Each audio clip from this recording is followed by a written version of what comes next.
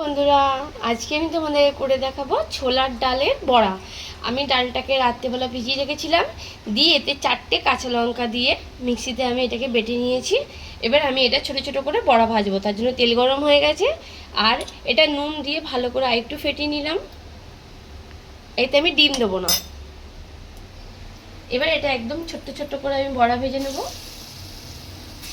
এটা এমনিও খেতে পারবে, কেন এতে নুন দেওয়া আছে, লঙ্কা দেওয়া আছে। এর তরকারিটা খুব ভালো লাগে, আর নিরামিষ যেদিনকে হয় সেদিনকেও খুব ভালো লাগবে খেতে। এটা করে দেখবে। কিন্তু আজকে আমি এটা নিরামিষ করব না, পেঁয়াজ রসুন দিয়েই করব, কিন্তু এটা আদা জিরে বাটা দিয়েও হয়। কিন্তু লাল লাল করে ভাজা হয়ে গেছে।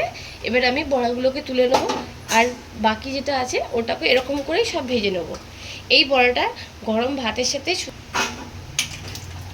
ভাতের সাথে খুব টেস্ট লাগে এই বড়াটা খেতে। আর পান্তা ভাতে তো গল্পই নেই।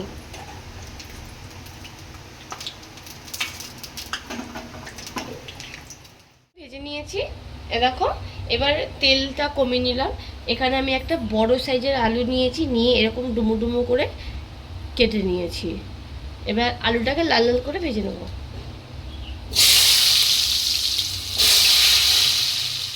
একটা তেজপাতা আর একটুখানি কালো জিরে ফোড়ন দিয়ে দেবো।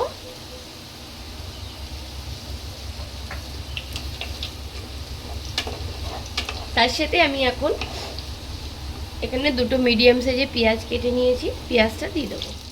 নুন দিয়ে দেবো, তাহলে তাড়াতাড়ি করে পেঁয়াজটাও গলে যাবে আর আলুটাও গলে যাবে। আর বেশি নুন দেবো না, যেহেতু বড়ার মধ্যে নুন দেওয়া আছে।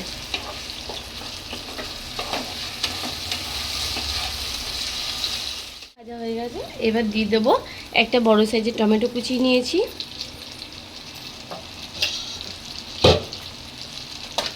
রসুন বাটা দিয়ে দেবো।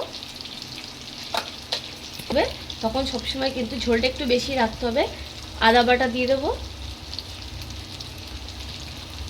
কেননা এই বড়ায় কিন্তু সব ঝোল টেনে নেয়। দিয়ে দেবো 1 চামচ ধনের গুঁড়ো, হলুদ দিয়ে দেবো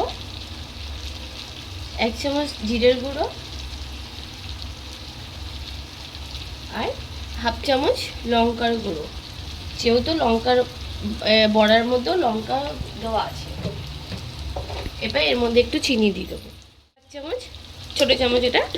এটা চিনিটা দিয়ে দিলাম এই কারণে, তাহলে কালারটা সব কিছু ভালো চলে আসবে, আর আমি সব কিছু তাহলে একসাথে কষিয়ে নিতে পারবো। এই সবজিটা করা খুবই সোজা আর চট করে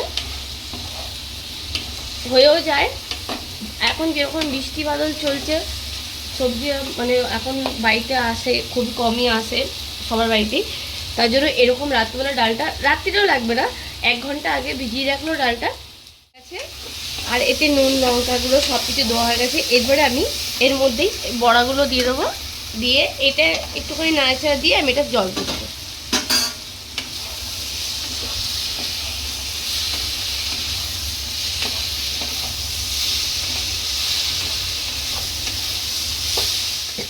দিয়ে কষানো হয়ে গেছে। এবার আমি এই জলটা হচ্ছে যেটায় ডালটা ছিল, সেই জলটাই আমি দিয়ে দেবো। তাহলে এই ঝোলটা যে আছে একটু গাঢ় হয়ে যাবে। এটাই আমি আরও একটু জল দেবো, কেননা না হলে সব জল টেনে নেবে। দেখো দেখো আমি এতটা জল দিয়েছি, কিন্তু এই জলটা পুরোটাই কিন্তু টেনে যাবে, বড়ার মধ্যে সব জলগুলো ঢুকে যাবে। এই বড়া দিয়ে ঝোলটা কিন্তু রেডি হয়ে গেছে। এটা বড়ার ঝোল লোকে বলে, কিন্তু ঝোল আর খুঁজে পাওয়া যায় না। এবার একটুখানি গরম মশলা দিয়ে আমি নামিয়ে নেব। এর ওপর থেকে যদি একটুখানি, মানে এটা পেঁয়াজ রসুন দেওয়া আছে বলে বলছি, না হলে যদি আদা জিরে বাটা দিয়ে করো, তাহলে নামানোর সময় একটুখানি গরম মশলার বদলে একটুখানি যদি ঘি দিয়ে দাও, তাহলে আরও বেশি টেস্ট হবে। তোমরা এরকম বাড়িতে ট্রাই করবে, দেখো। আর এটা যদি ডিম দিয়ে করা হয়, এই বড়াগুলো আরোই বড় বড় হয়ে যাবে। তোমরা এরকম বাড়িতে ট্রাই করবে, খুব ভালো লাগবে। আমার এই বড়ার ঝোলটা কেমন লাগলো প্লিজ তোমরা বাড়িতে ট্রাই করে কমেন্ট করবে, আর তোমাদের বন্ধুদের কাছে শেয়ার করবে।